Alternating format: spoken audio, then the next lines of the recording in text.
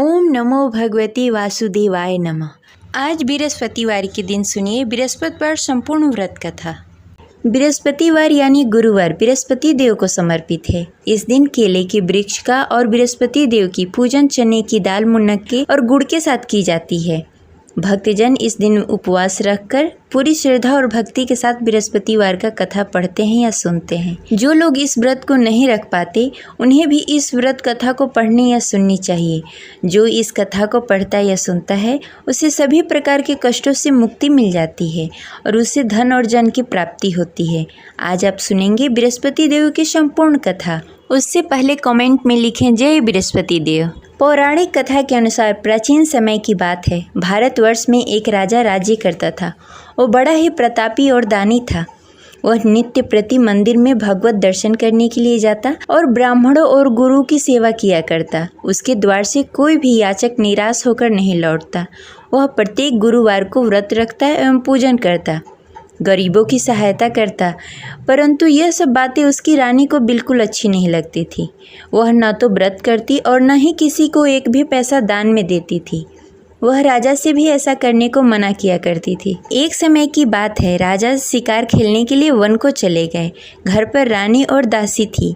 उस समय गुरु बृहस्पति साधु का रूप धारण करके राजा के दरवाजे पर भिक्षा मांगने के लिए आए। साधु ने रानी से भिक्षा मांगी तो वह कहने लगी, हे साधु महाराज, मैं इस दान पुण्य से तंग आ गई हूँ। इस कार्य के लिए तो मेरे पति ही बहुत हैं। अब आप ऐसी कृपा करें कि सारा धन नष्ट हो जाए तथा मैं आराम से रह सकूं। साधु रूपी बृहस्पति देव ने कहा, हे देवी, तुम तो बड़ी ही विचित्र हो। संतान और धन से कोई दुखी नहीं होता, इसको सभी चाहते हैं। पापी भी धन और पुत्र की इच्छा करता है। अगर तुम्हारे पास धन अधिक है तो भूखे मनुष्यों को भोजन करवाओ, प्याव लगवाओ, ब्राह्मणों को दान दो, धर्मशाला बनवाओ, कुआं, तालाब, बावड़ी, बाग, बगीचे आदि का निर्माण कराओ तथा निर्धन कुंवारी कन्याओं का विवाह करवाओ। साथ ही यज्ञ करो। इस प्रकार के कर्मों से आपके कुल का और आपका नाम परलोक में भी सार्थक होगा एवं तुम्हें स्वर्ग की प्राप्ति होगी। परंतु रानी साधु की इन बातों से खुश नहीं हुई। उसने कहा, हे साधु महाराज, मुझे ऐसी धन की आवश्यकता नहीं है जिसे मैं अन्य लोगों को दान में देती फिरूं, जिसको रखने और संभालने में भी मेरा सारा वक्त निकल जाए। साधु ने कहा, हे देवी, यदि तुम्हारी ऐसी ही इच्छा है तो जैसा मैं तुम्हें बताता हूँ वैसा करना। बृहस्पतिवार के दिन आंगन को गोबर से लीपना और अपने केशों को पीली मिट्टी से धोना।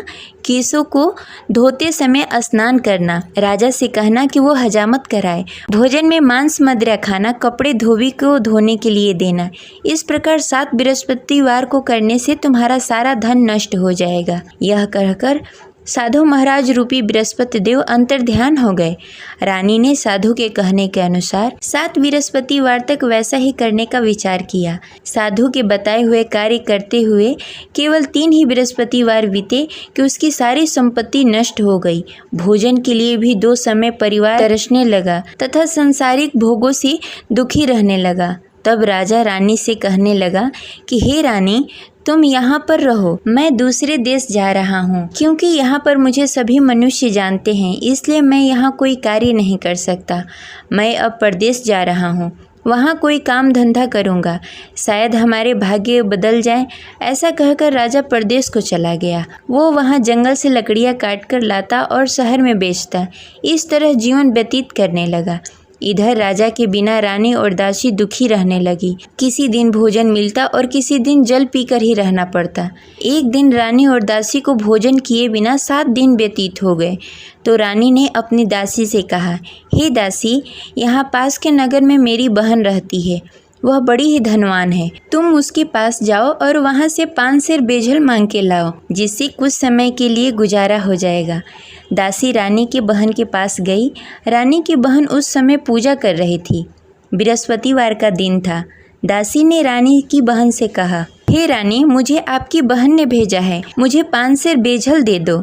दासी ने यह बात अनेक बार कही, परंतु रानी की बहन ने कोई उत्तर नहीं दिया, क्योंकि वह उस समय बृहस्पतिवार का कथा सुन रही थी। जब दासी को रानी की बहन की कोई उत्तर नहीं मिला तो वह बहुत ही दुखी हुई।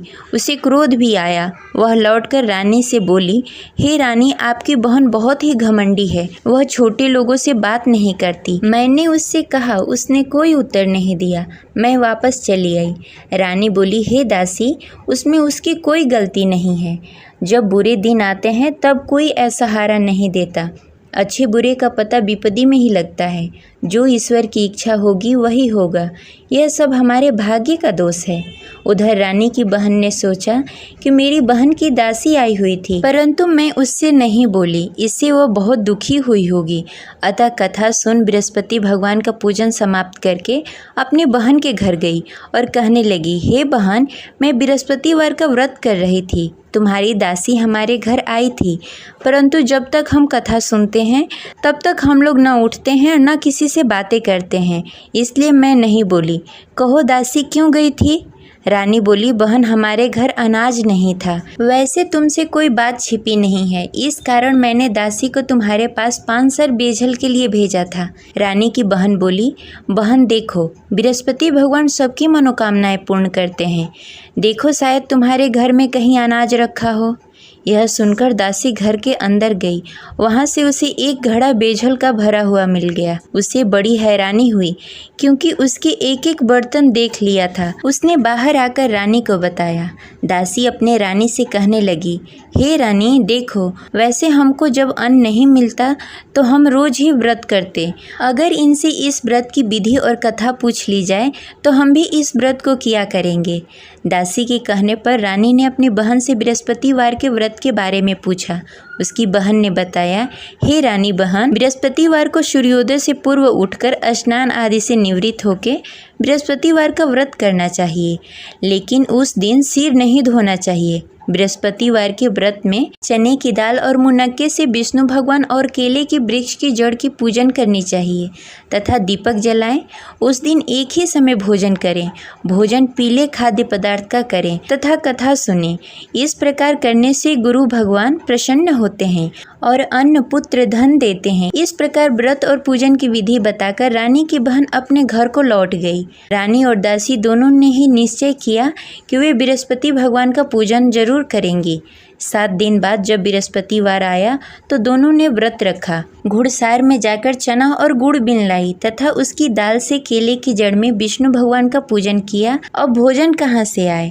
दोनों बड़ी ही दुखी हुई, परंतु उन्होंने व्रत किया था, इस कारण बृहस्पति देव भगवान प्रसन्न थे। वे एक साधारण व्यक्ति के रूप में 2 थालों में सुंदर पीला भोजन लेकर आए और दासी को देकर बोले, हे दासी, यह भोजन तुम्हारे और रानी के लिए है, तुम दोनों करना। दासी भोजन पाकर बड़ी ही प्रसन्न हुई और रानी से बोली, रानी जी, भोजन कर लो। रानी को भोजन आने के बारे में कुछ पता नहीं था, इसलिए वह दासी से बोली, जा तू ही भोजन कर ले, क्योंकि तू हमारी व्यर्थ में हंसी उड़ाती है। दासी बोली, एक व्यक्ति अभी भोजन देकर गए हैं।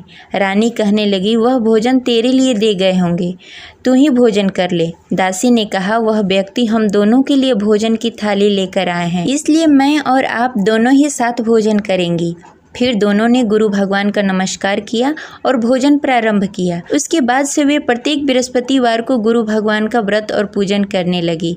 बृहस्पति भगवान की कृपा से उसके पास धन हो गया, परंतु रानी फिर पहले की तरह आलस्य करने लगी। तब दासी बोली, देखो रानी, तुम पहले भी इस प्रकार का आलस करती थी। तुम्हें धन को रखने में कष्ट होता था, इस कारण सभी धन नष्ट हो गए। अब गुरु भगवान की कृपा से धन मिला है तो फिर तुम्हें आलस्य होता है। बड़ी मुसीबतों के बाद हमने यह धन पाया है, इसलिए हमें दान पुण्य करना चाहिए। तुम भूखे मनुष्यों को भोजन कराओ, प्याव लगवाओ, ब्राह्मणों को दान दो, कुआं, तालाब, बावड़ी आदि का निर्माण कराओ, मंदिर पाठशाला बनवाओ, दान दो, कुंवारी कन्याओं का विवाह करवाओ। धन को शुभ कार्यों में खर्च करो, जिससे तुम्हारे कुल और यश बढ़े तथा स्वर्ग की प्राप्ति हो और पितृ प्रसन्न हो। दासी की इन बातों को मानकर रानी ने इसी प्रकार का कार्य करना प्रारंभ कर दिया, जिससे उसका काफ़ी यश फैलने लगा। एक दिन रानी और दासी आपस में विचार करने लगी, न जाने राजा किस दशा में होंगे, उनकी कोई खोज खबर नहीं है। गुरु भगवान से उन्होंने प्रार्थना की और भगवान ने रात्रि में राजा को स्वप्न में कहा, हे राजा, उठ, तेरी रानी तुझे याद करती है। अब अपने देश को लौट जा। राजा प्रातःकाल उठकर जंगल से लकड़ियां काटकर लाने के लिए जंगल की ओर चल पड़ा। जंगल में गुजरते हुए वह सोचने लगा, रानी की गलती से कितने दुख भोगने पड़े। राजपाट छोड़कर जंगल में आकर रहना पड़ा। जंगल में लकड़ियां काटकर उन्हें बेचकर गुजारा करना पड़ा। उसी समय उस जंगल में बृहस्पति देव साधु के रूप में प्रकट हुए और राजा से पूछने लगे, हे लकड़हारे, तू इस सुनसान जंगल में किस चिंता में बैठा है, मुझे बताओ। यह सुनकर राजा के नेत्रों में जल भर आया और साधु की वंदना कर बोला, हे प्रभु, आप सब कुछ जानते हैं। इतना कहकर राजा ने साधु को अपनी संपूर्ण कहानी सुनाई। महात्मा तो स्वभाव से ही दयालु होते हैं।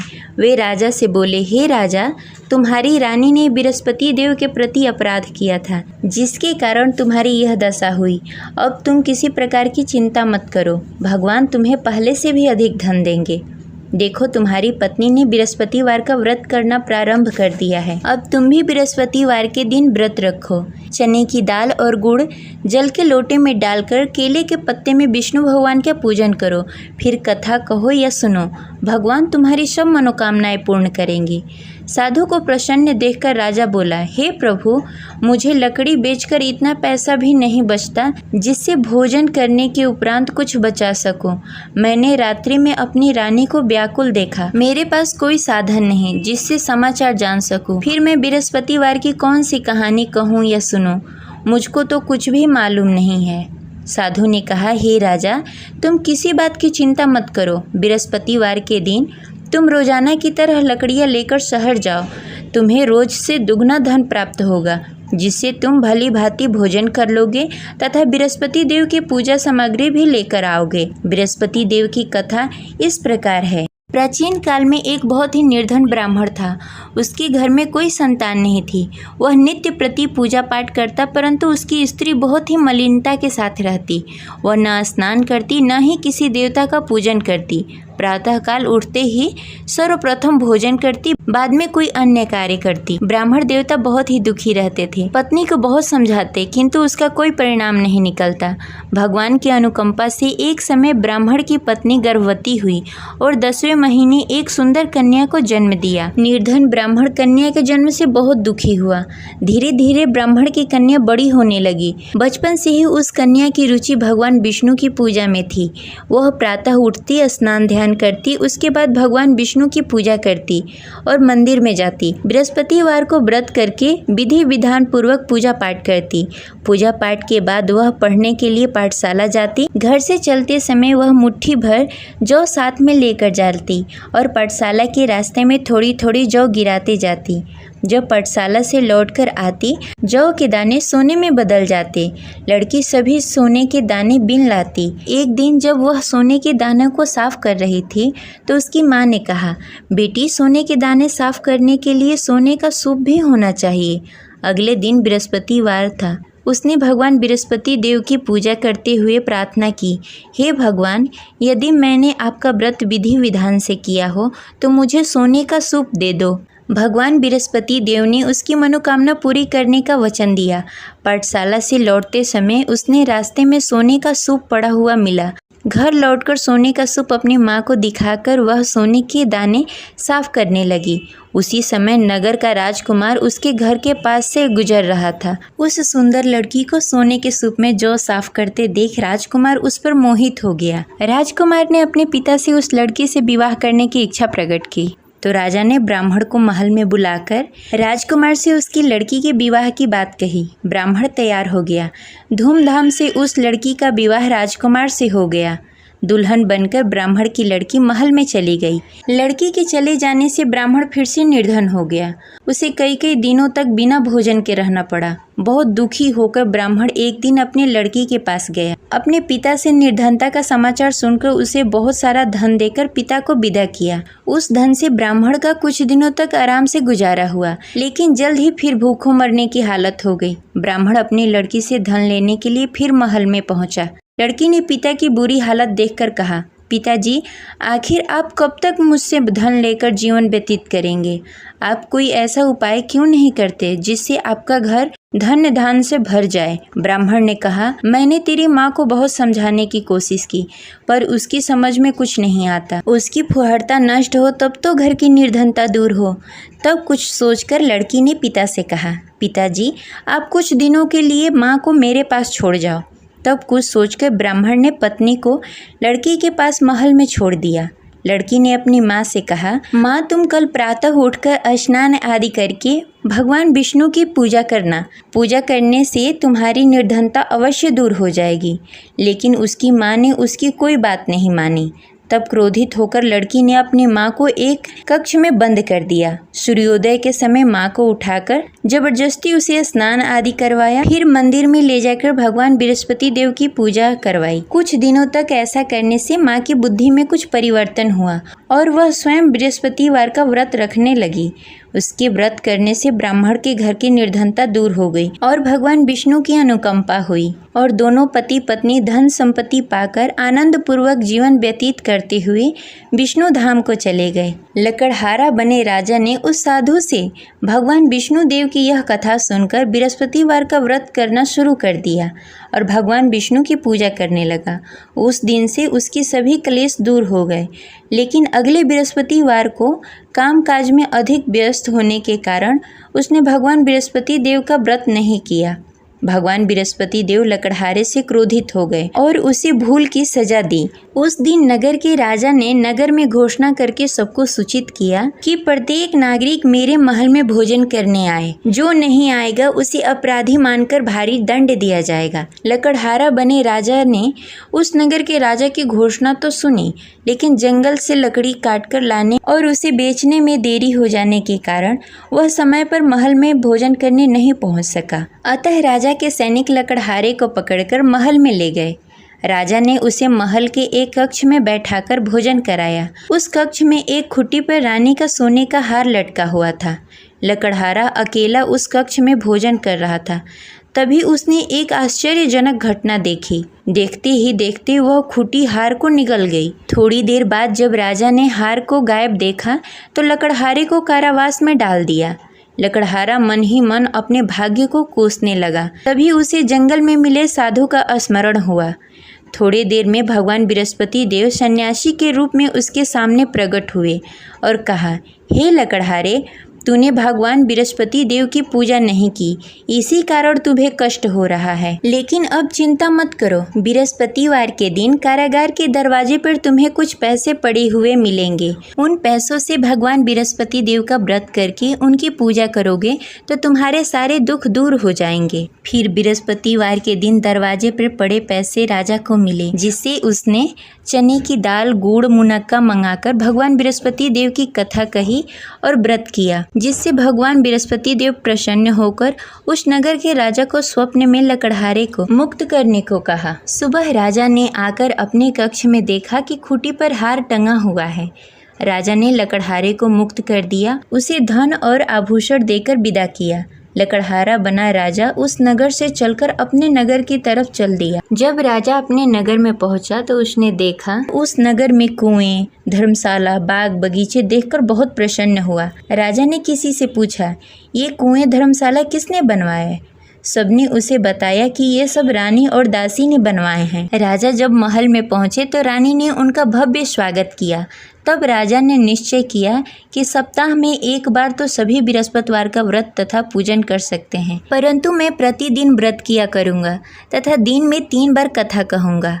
अब राजा हर समय दुपट्टे में चने की दाल बांधकर रखते तथा दिन में 3 बार बृहस्पतिवार का कथा कहते।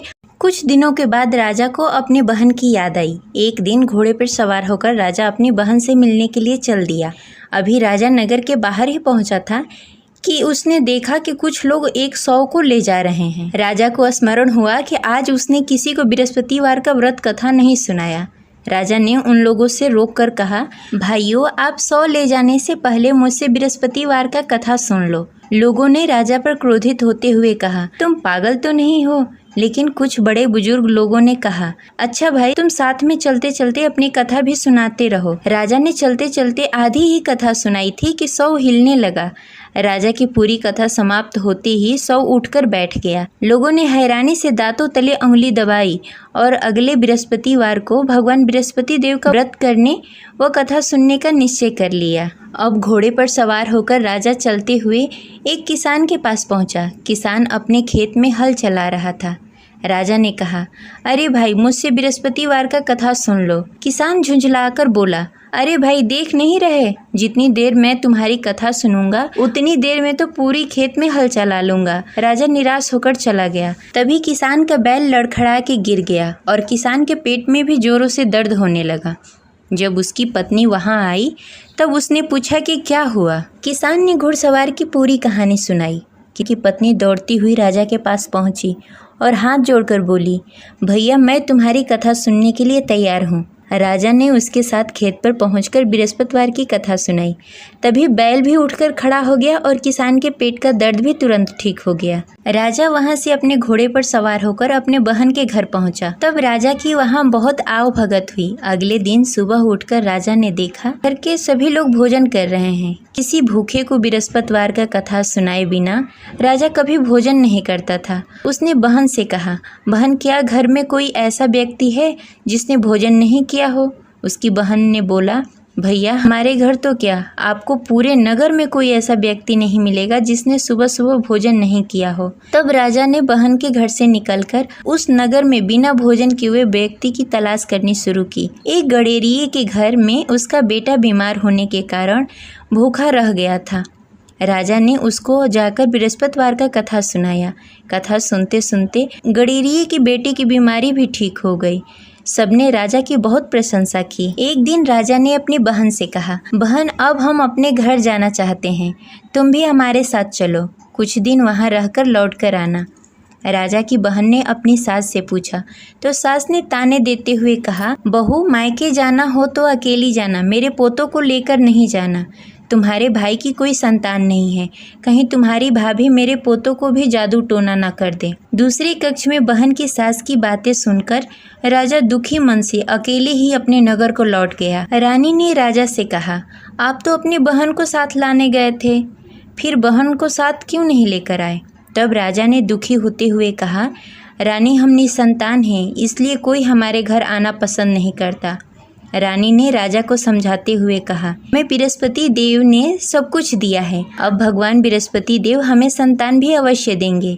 बृहस्पतिवार को विधि पूर्वक व्रत करते हुए राजा और रानी ने भगवान बृहस्पति देव से संतान के लिए प्रार्थना की। कुछ दिनों के बाद ही रानी गर्भवती हो गई।